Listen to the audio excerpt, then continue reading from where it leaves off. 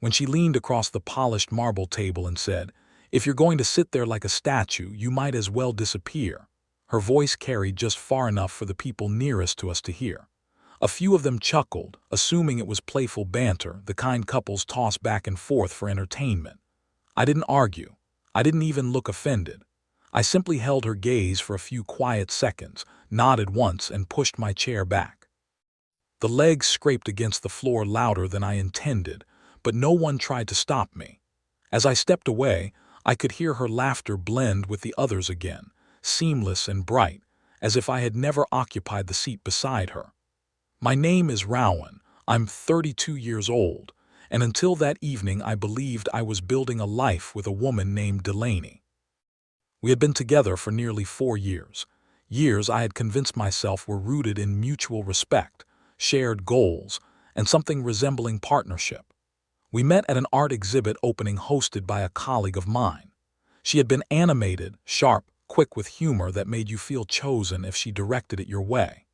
Within 8 months we were sharing a lease, mapping out future vacations, speaking casually about marriage as though it were an inevitable chapter waiting patiently ahead. She worked in brand consulting, thrived in rooms filled with ambition and noise. I was quieter, employed as a financial analyst at a mid-sized firm, steady and predictable in ways she once claimed grounded her. Somewhere along the way, grounding turned into embarrassment. Stability became smallness, and the night she told me to disappear was not the beginning of the fracture, only the moment it finally split wide open. The shift had started half a year earlier when Delaney became close with a cluster of coworkers who lived for curated experiences and online validation. There were 7 of them in total, inseparable in the way adults sometimes pretend to be when they are chasing relevance. They frequented newly opened rooftop lounges, documented elaborate tasting menus, and referred to one another using nicknames that suggested long histories despite having met less than a year prior. At first I was relieved she had found companionship. She used to confess that the city felt isolating, that her ambitions sometimes made her feel alone. I supported every invitation, attended the early gatherings with genuine curiosity. But gradually the invitations shifted tone. Instead of "we're all going," it became "they're planning something." Instead of including me automatically, she would pause, weighing whether I fit the aesthetic of the evening.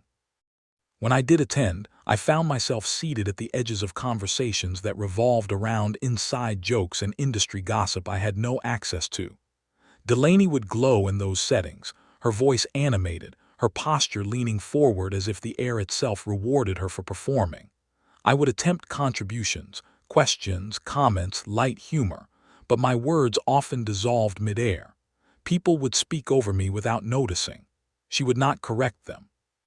Once, during a dinner at a fusion bistro, she gently corrected my phrasing in front of everyone, smiling as though tutoring a child. They laughed.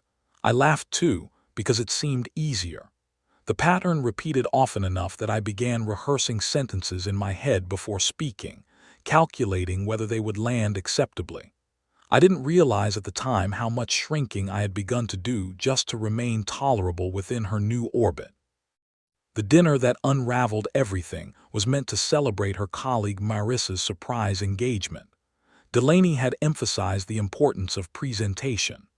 "This crowd pays attention," she told me, as though I were preparing for an audition rather than a meal. I wore the charcoal jacket she had insisted we purchase together the previous winter, and selected a bottle of aged red wine that cost more than I was comfortable spending. The restaurant overlooked the river, all glass and dim lighting designed to flatter everyone inside.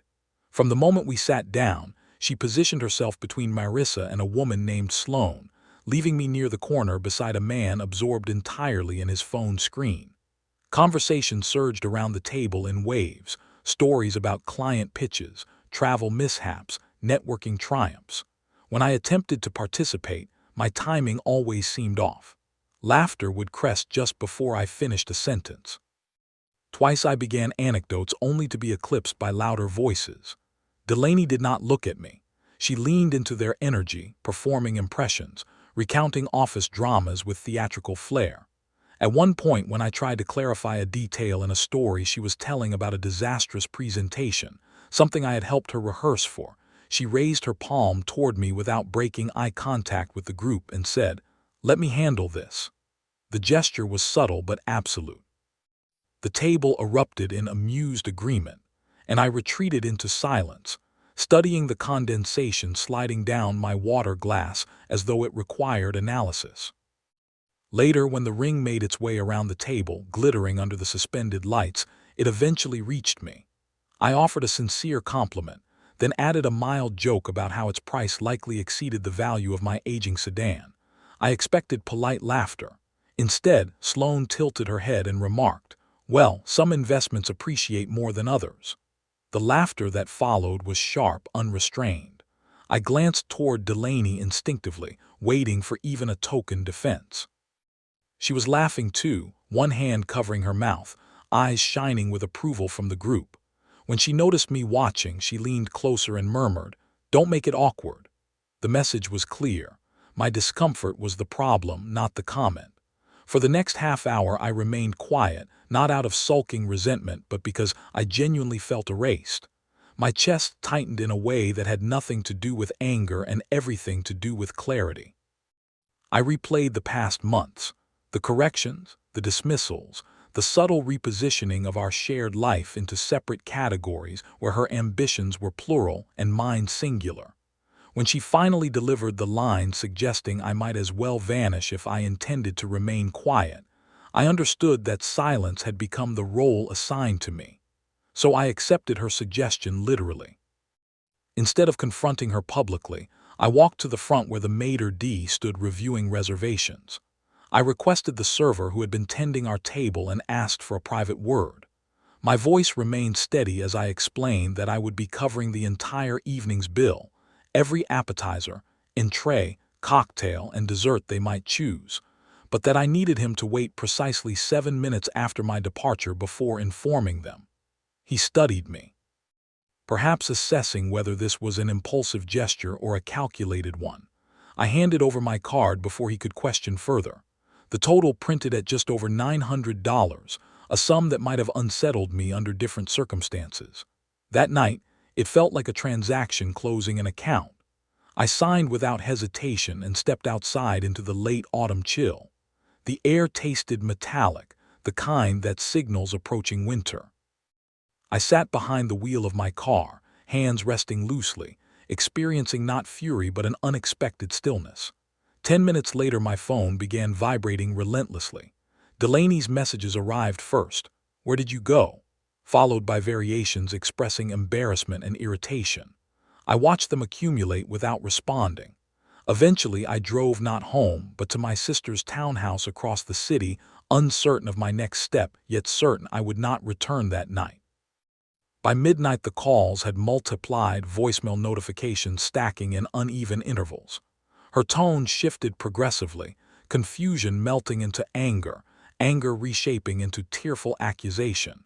In one message she demanded to know why I had humiliated her. In another she insisted I had orchestrated the entire situation to punish her. I listened once, then deleted them all. The following morning I received a brief message from Marissa thanking me for the unexpected generosity, phrased as though I were a distant benefactor rather than the man publicly diminished hours earlier. That framing solidified something inside me. Later that afternoon Delaney appeared outside my sister's townhouse. I observed from behind the curtain as she knocked, stepped back, checked her phone, knocked again. My sister asked quietly whether she should answer. I declined. Watching Delaney walk back to her car after nearly 20 minutes felt surreal, like witnessing the closing scene of a film I had already emotionally exited. On Monday, an email arrived with the subject line requesting mature conversation. Its contents were meticulously composed, apologizing for my interpretation of events while emphasizing how my departure had embarrassed her socially. The apology centered on optics rather than behavior. She regretted that I felt sidelined, not that she had sidelined me. The distinction mattered more than she realized. I responded with restraint, suggesting space and proposing a timeline for retrieving my belongings. The reply triggered escalation. She contacted my father, presenting herself as distressed and bewildered. When he called me, his voice carried cautious concern, yet after hearing a condensed account he exhaled slowly and admitted he had long sensed an imbalance in our dynamic. His quiet validation unsettled me more than any argument could have. Meanwhile, mutual acquaintances began reaching out after hearing her version of the evening, one in which I had grown irrationally jealous and staged a dramatic exit to assert dominance. I offered my perspective only when asked directly, avoiding theatrical detail. Interestingly, two separate friends responded with subdued acknowledgement, implying they had observed tension previously but chosen not to intervene. The realization that others had noticed my gradual diminishment was both embarrassing and liberating. By midweek, I returned to the apartment during a time I knew she would be attending a Pilates class. I packed deliberately, selecting essentials first: documents, family heirlooms, clothing that carried no shared memory.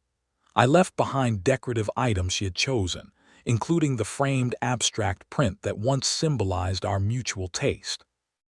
As I carried the final box toward the door, she entered unexpectedly, breathless from having skipped her class. She looked less composed than usual, hair loosely tied, face bare of cosmetics, oversized sweatshirt slipping from one shoulder. For a fleeting second, she resembled the woman from the art exhibit years earlier, before curated personas and curated friendships complicated everything. She apologized then, more directly than before, acknowledging that she had allowed herself to prioritize impression over intimacy. Yet even in her apology, there lingered a subtle plea for restoration without reckoning.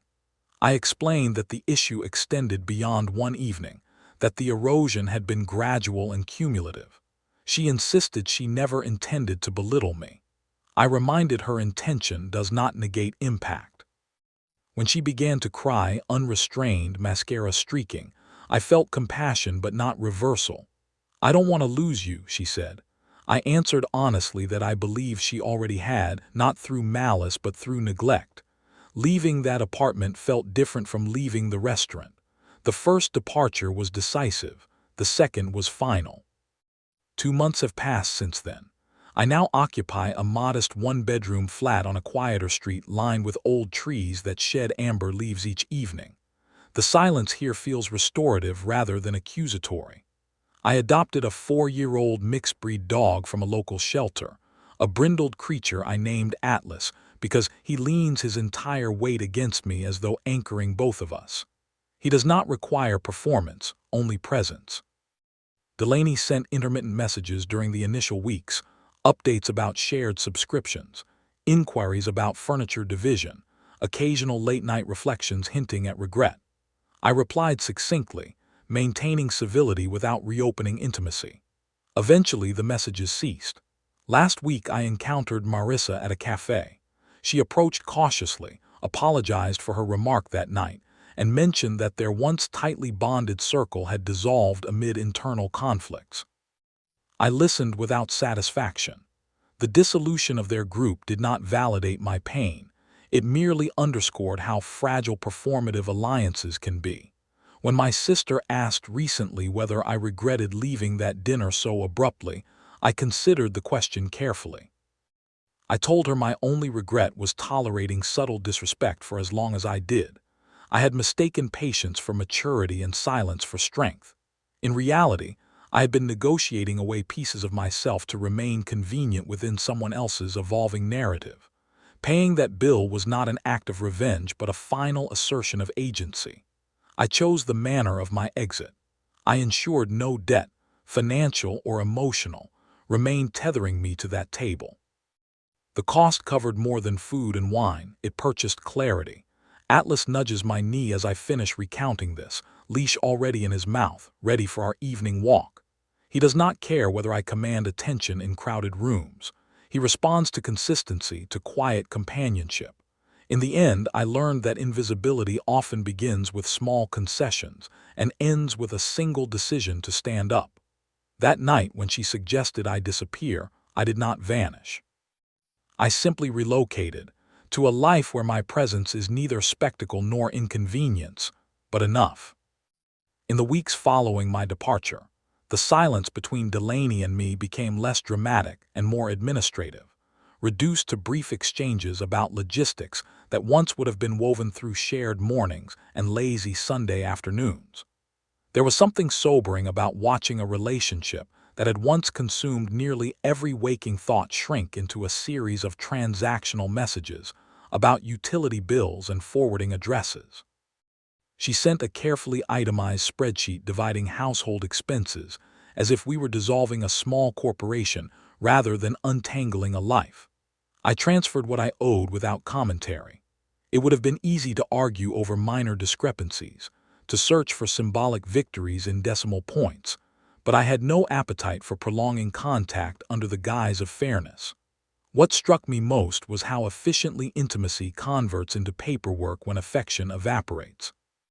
Friends who had once treated us as a single unit began adjusting their language, inviting me separately or not at all. A few admitted they had often sensed that I deferred too quickly, that I rarely contradicted her in public even when she teased me at my expense. Hearing that felt like examining surveillance footage of my own gradual erasure. I began replaying conversations from the past year, noticing how frequently I had preemptively laughed at jokes that minimized my work or dismissed my preferences. It is unsettling to recognize that self-betrayal often masquerades as harmony. I had convinced myself that avoiding conflict equaled emotional intelligence, when in reality it was fear of disruption. The apartment I now occupied echoed differently. Without the hum of her late-night conference calls or the glow of her phone lighting the room at midnight, I confronted the quieter parts of myself I had neglected. Evenings stretched longer, not in loneliness exactly, but in unfamiliar spaciousness that demanded introspection rather than distraction. Atlas adjusted to our new routine with surprising ease, padding through the apartment as though he had always belonged there. Walking him each morning along the tree-lined sidewalks introduced me to a slower rhythm of living. Neighbors nodded in casual recognition. The barista at the corner cafe began remembering my order. These small consistencies contrasted sharply with the performative environments Delaney had grown accustomed to, where every outing required documentation and every gathering felt curated for invisible audiences. With distance, I began noticing how much of our conflict had revolved around perception. She valued momentum, visibility, the sense of ascending socially and professionally at a constant pace. I valued steadiness, depth, conversations that lingered beyond photographs. Neither inclination was inherently wrong, yet somewhere along the path our differences stopped complementing each other and started competing. In therapy, something I initiated not out of crisis but curiosity, I unpacked the pattern of accommodating stronger personalities. I recognized echoes of childhood habits, staying agreeable to maintain peace, equating validation with worth. The therapist asked a question that unsettled me more than any confrontation Delaney and I had endured. When did you decide your comfort was negotiable? I had no immediate answer. Perhaps I never consciously decided. Perhaps I simply drifted into that role because it felt familiar. The dinner confrontation had not created the imbalance. It merely illuminated it under harsh lighting.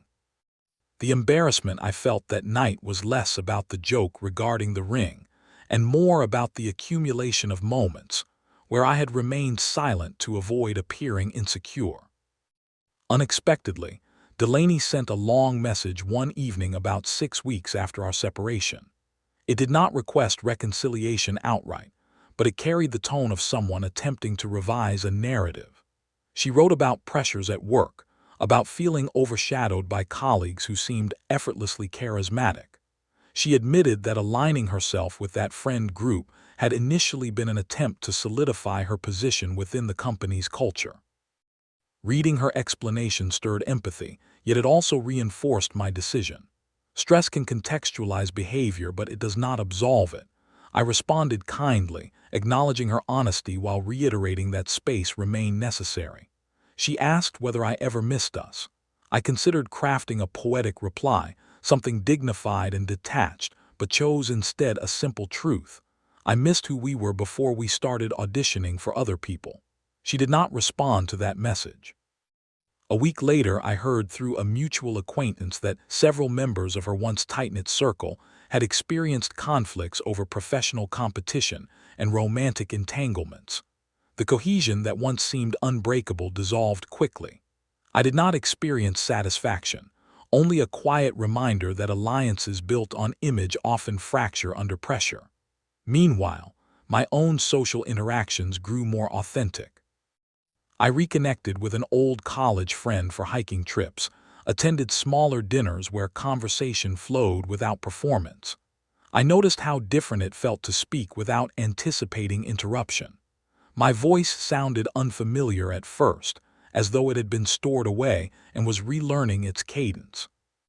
One Saturday afternoon, while reorganizing books on my new shelves, I stumbled upon a journal I had neglected for years. Flipping through earlier entries, I encountered passages describing my excitement about meeting Delaney, about her intelligence and ambition inspiring me. There were also subtle hints of doubt even then, moments where I felt outpaced or gently corrected. It dawned on me that incompatibility rarely erupts suddenly. It whispers first. We ignore those whispers because the louder emotions, attraction, novelty, possibility, drown them out. I wrote a new entry that day, not to document grievance but to articulate boundaries I wanted to honor moving forward. I listed qualities I would no longer reinterpret as charming quirks: public belittling disguised as humor, competitiveness framed as motivation, affection contingent on social optics. Seeing those patterns written plainly felt grounding. Atlas rested beside my feet, occasionally lifting his head as if supervising the process. There was comfort in that ordinary scene: sunlight through blinds, the faint hum of distant traffic, ink drying on paper. Healing did not arrive as a dramatic revelation but as incremental clarity accumulating quietly. I began cooking meals more often, experimenting with recipes without worrying whether they were impressive enough for photographs. I invited my sister over for dinner, and we laughed freely about trivial things. She remarked that I seemed lighter. I realized she was right. The tension I once carried into social settings, anticipating judgment, calibrating responses, had eased. Another encounter with Delaney occurred unexpectedly at a networking event months later. I had nearly declined the invitation, wary of overlapping circles, but decided avoidance was unnecessary. When I arrived, she was already engaged in conversation near the entrance. Our eyes met briefly. There was no dramatic pause, no cinematic confrontation. We exchanged polite greetings, the kind acquaintances share. She introduced me to a colleague without the subtle disclaimers she once used to contextualize my profession. I noticed the absence immediately. Perhaps separation had altered her perspective. Perhaps it had simply altered mine. We spoke for less than 5 minutes about neutral topics before drifting apart. Walking home afterward, I felt neither longing nor resentment. Instead, I experienced a quiet gratitude for the version of myself who had chosen departure months earlier. Had I remained, I suspect that evening would have unfolded differently, me standing slightly behind her, laughing at cues, shrinking imperceptibly. Growth is rarely visible in the moment it occurs. It becomes evident only in contrast. That brief exchange functioned as a mirror reflecting who I used to be against who I was becoming. Atlas greeted me enthusiastically when I returned, unaware of the symbolic milestone I had just crossed. As winter deepened, routine solidified. Morning walks became brisk and invigorating. Evenings often ended with books instead of screens. I invested more focus into my work, not to prove anything but to engage fully without distraction. Ironically, the stability that once seemed unimpressive in Delaney's social sphere began yielding recognition within my own field. A senior partner commended a project I had quietly refined for months. The acknowledgement felt satisfying precisely because it was unaccompanied by spectacle. I began mentoring a junior analyst, offering guidance I once withheld from myself. Through those conversations, I recognized how frequently capable individuals undervalue their steadiness in comparison to louder personalities. I cautioned him against mistaking charisma for competence, advice I wished someone had emphasized earlier in my own life. Outside of work, I volunteered occasionally at the shelter where I adopted Atlas, assisting with weekend adoption events. Watching families connect with animals in tentative, hopeful ways reminded me that commitment thrives on mutual care, not performance. Each of these experiences layered gradually, reinforcing an identity independent of any past relationship. The narrative of abandonment that initially haunted me transformed into one of deliberate redirection. There were moments, of course, when nostalgia surfaced unexpectedly, hearing a song we once played during long drives, passing the art gallery where we first met. Memory does not erase itself simply because resolution has been reached, yet those moments no longer destabilized me. They felt like photographs stored in an album I could choose to open or close. I began dating cautiously months later, not from urgency but curiosity. I was transparent about my recent history, attentive to early signs of imbalance. In conversations, I practiced expressing disagreement gently but firmly, resisting the instinct to concede prematurely. It was uncomfortable at first, like exercising muscles long dormant. But each time I voiced a preference without apology, confidence accumulated. I understood then that the pivotal act was not paying for that elaborate dinner or walking out dramatically. It was reclaiming my voice consistently afterward. The restaurant bill had symbolized closure, yet the true work occurred in daily decisions to occupy space unapologetically. Atlas, ever perceptive, seemed attuned to shifts in my mood, leaning closer during reflective evenings and bounding ahead on brighter days. Looking back, I recognized that Delaney was not a villain carved from cruelty, nor was I a martyr shaped from virtue. We were two individuals whose insecurities interacted in combustible ways. She feared irrelevance. I feared rejection.